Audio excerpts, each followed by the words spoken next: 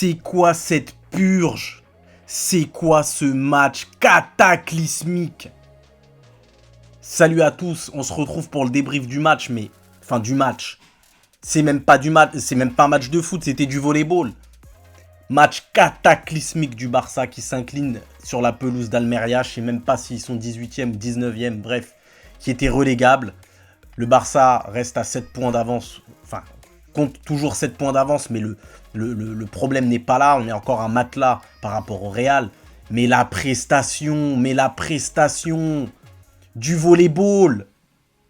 Combien de centres? Je demande la stat. Combien de centres en 20 ans de football européen? Et je parle même pas que du Barça. J'ai jamais vu un match avec autant de centres. On n'avait aucune inspiration, aucune création, aucun schéma de jeu. On se retrouvait sur le côté, l'ailier rentre dans l'axe, il centre. On est où? Là, l'heure où je vous parle, le match est fini depuis 5 ou 10 minutes. Ils sont peut-être encore en train de faire des centres. J'ai jamais vu ça. Alors, on parle beaucoup d'ADN Barça, mais là, je sais pas ce que c'était. C'était du tiki-taka aérien, c'était du air tiki-taka, c'était... Waouh! Mais que fait cette équipe à l'entraînement?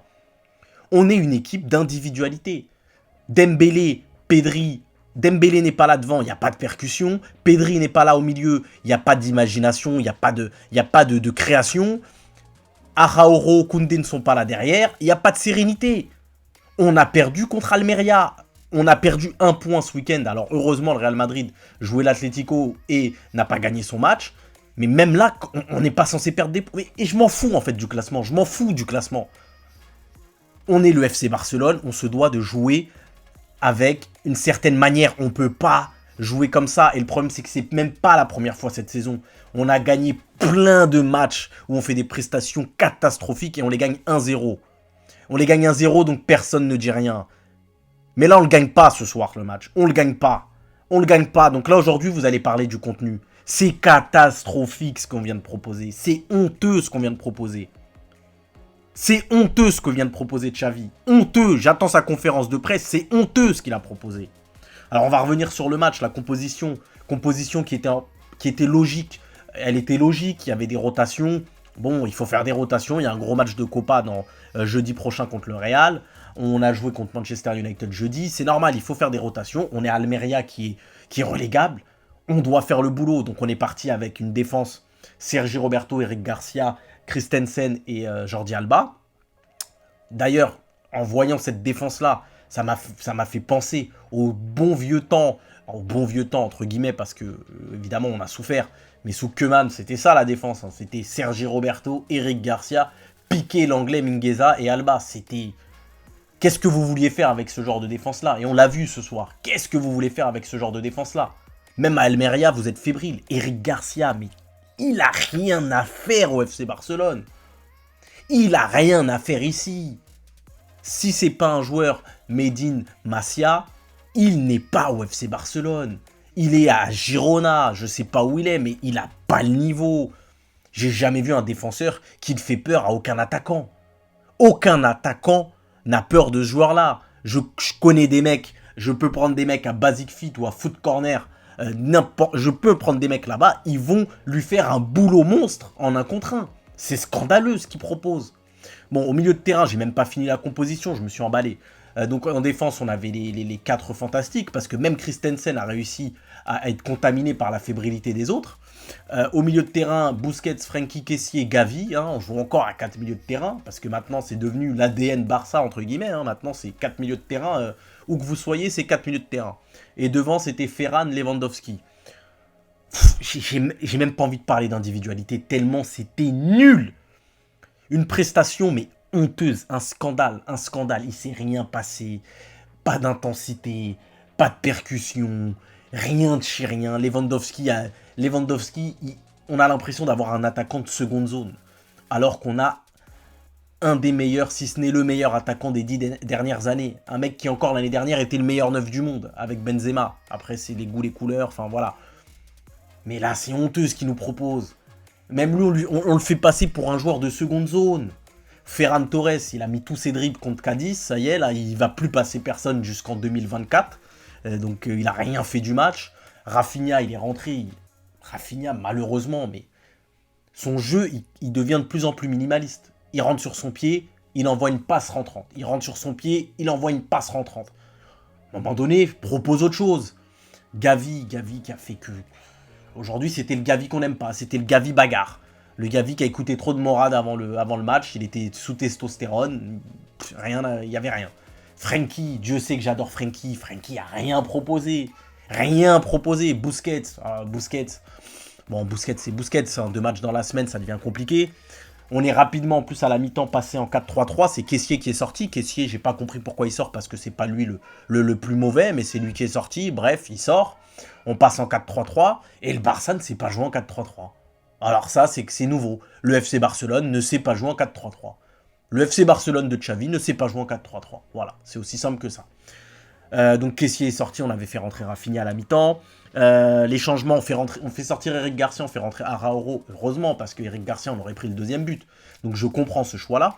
Mais le deuxième choix qui est de sortir Alba pour faire rentrer Marcos Alonso, alors que t'as Baldé sur le banc, mais pourquoi on avait besoin de percussion. Non, il nous a mis Marcos Alonso qui est rentré, il nous a fait quoi? Il nous a fait des centres et des centres et des centres. Voilà. Le plan de jeu, de toute façon, c'était de faire des centres. Qu'est-ce qui s'est passé d'autre? Alors à la fin, alors là, ça m'a fait bondir de mon siège. Il te fait rentrer Pablo Torre et Alarcón. Les mecs n'ont eu aucune continuité de toute la saison, alors que Dieu seul sait le nombre de matchs où ils auraient pu rentrer. Hein. Et il va te les faire rentrer dans un bourbier total.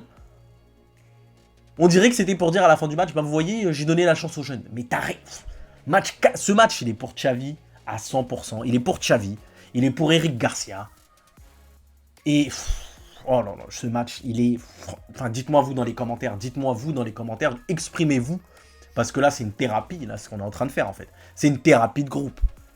Dites-moi dans les commentaires ce que vous avez pensé de ce match, ce que vous avez pensé des choix de Xavi, ce que vous avez pensé des prestations individuelles. Mais encore une fois, j'ai même pas envie, hormis celle d'Eric Garcia, pour le coup, où c'est juste lui qui est nullissime. Le reste, j'ai même pas envie de parler de prestations individuelles, hein, tellement c'est un manque de travail collectif. Hein. Là, on est vraiment une équipe basée sur des individualités. C'est Dembélé à la percussion devant pour faire des différences, Pedri pour trouver un éclair de génie, et Araujo derrière pour la grinta et la solidité défensive. Hein. C'est presque ça le Barça de Xavi. Ça se résume presque à ces 3 joueurs-là. Donc dites-moi, là deux défaites en une semaine, déjà, c'est trop. 2 défaites en une semaine, ça n'existe pas, normalement, dans un club du standing du FC Barcelone. 2 défaites en une semaine, on relance tout seul le Real Madrid.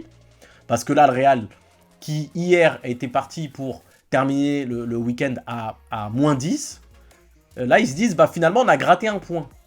Et là, ils nous rencontrent jeudi. Donc attention, jeudi en Copa del Rey. Attention. Parce que si jeudi, ça gagne pas, si jeudi, ça perd, mais là... on va pas être loin de parler de crise. Hein. Parce que dans les têtes, ça risque de s'effondrer. Et ça risque de s'effondrer très fortement. Parce que derrière, on joue Valence. On a déjà Xavi qui est suspendu. Jamais vu un entraîneur être suspendu. Parenthèse. Xavi suspendu. Gavi suspendu. Rafinha suspendu. Donc on va avoir des absents. Pedri pas là. Dembélé pas là. Derrière, on a Bilbao. Et on a le Classico. Attention à ce qui va se passer dans les prochaines semaines. Hein. Attention à ce qui va se passer. Et là, je parle que du niveau comptable. Parce que moi, au-delà du niveau comptable, c'est les prestations. Ce qu'on a proposé aujourd'hui. Oh! Enfin, dites-moi dans les commentaires. Je vous laisse vous exprimer parce que je vais tourner en rond. Je vais faire comme l'équipe. Je vais tourner en rond. Je vais faire que la même chose.